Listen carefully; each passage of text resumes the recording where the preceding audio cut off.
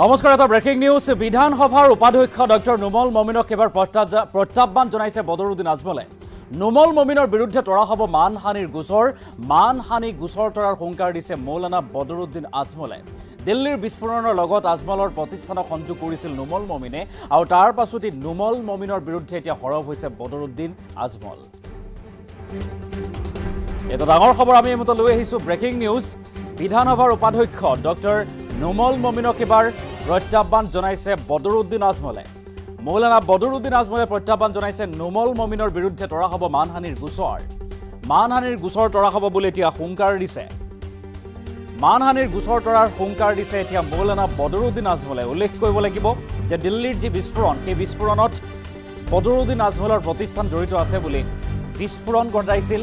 দিল্লীৰ বিস্ফোৰণৰ সন্দৰ্ভত এনেদৰে মন্তব্য কৰিছিল নুমল মমিনে, আৰু আজমলৰ হাস্পাতালত তদন্তৰ আওতাৰ আনিব লাগে বুলি দাবী কৰিছিল বিধানসভাৰ উপাধ্যক্ষগৰাকীয়ে। প্ৰমাণ দিব নোৱাৰিলে উচ্চতম ন্যায়ালয়ত থিয় হ'ব লাগিব এতিয়া উপাধ্যক্ষ নুমল মমিন। এক প্ৰকাৰে আইনী চেলেঞ্জ জনাইছে, আইনী প্ৰত্যাহ্বান।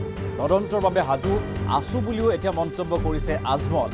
বদৰুদ্দিন আজমলে উভতি ধৰিছে নুমল মমিনক, আৰু এনেদৰে বিধানসভাৰ উপাধ্যক্ষ নুমল মমিনক এনেদৰে প্ৰত্যাহ্বান বদৰুদ্দিন আজমলৰ। বদৰুদ্দিন আজমলে কৈছে যে প্ৰমাণ দিব নোৱাৰিলে উচ্চতম ন্যায়ালয়ত থিয় হ'ব লাগিব উপাধ্যক্ষ ডক্টৰ নুমল মমিন। তদন্তৰ বাবে আমি সাজু আছো বুলিও মন্তব্য কৰিছে বদৰুদ্দিন আজমলে। বদৰুদ্দিন আজমলৰ মন্তব্য আছে, কি কৈছিল এই সন্দৰ্ভত আমি সেই মন্তব্য প্ৰথমে শুনাব বিচাৰিছোঁ।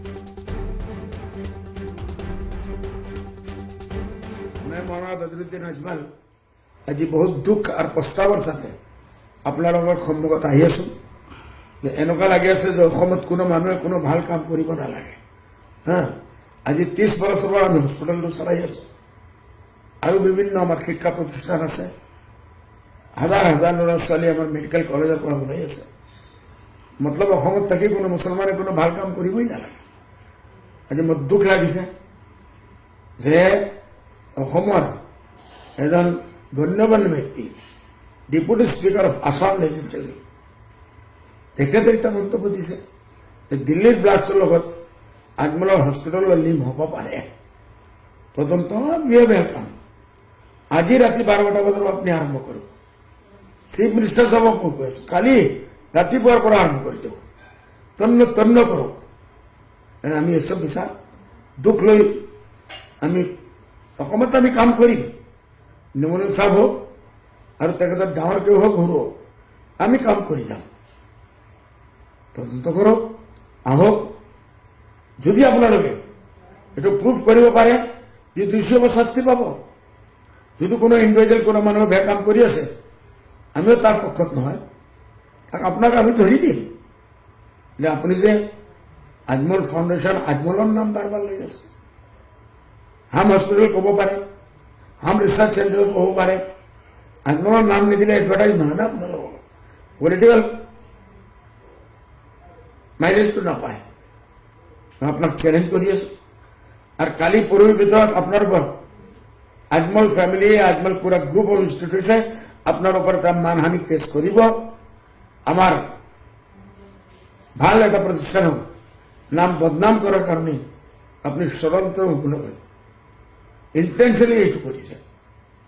আৰ মানহানি কৰিম, গোচৰ হ'ম।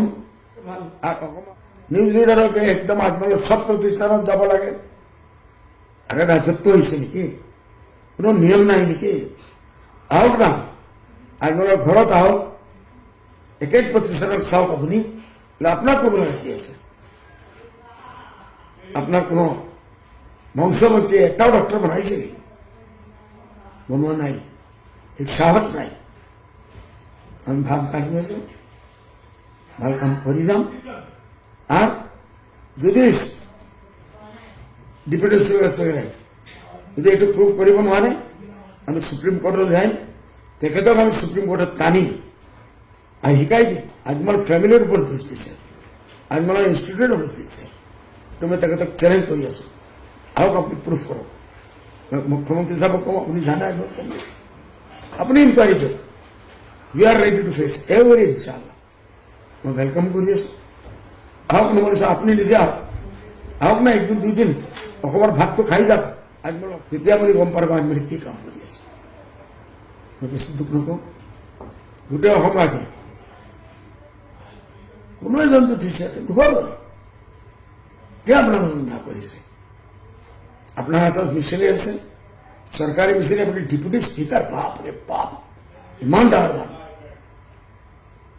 উইথ ডিউ ৰেচপেক্ট মই কৈ আছোঁ বুলি আপুনি আপোনাৰ যিমান কথা কৈছে এইটো ভিডিঅ' কৰিব লাগে এপলজি কৰিব লাগে নহ'লে আমি চেণ্ট্ৰেল আপোনাক লৈ সুপ্ৰিম কোৰ্টত আমি যাম প্ৰয়োজন চবকে যদি প্ৰয়োজন হয় এই মেটাৰটো মই প্ৰাইম মিনিষ্টাৰ অফিচ এই মেটাৰটো মই হোম মিনিষ্টাৰ অফিচলৈকে যাম আমি বিচাৰ দিম কৈ অসমত আমাৰ কোনো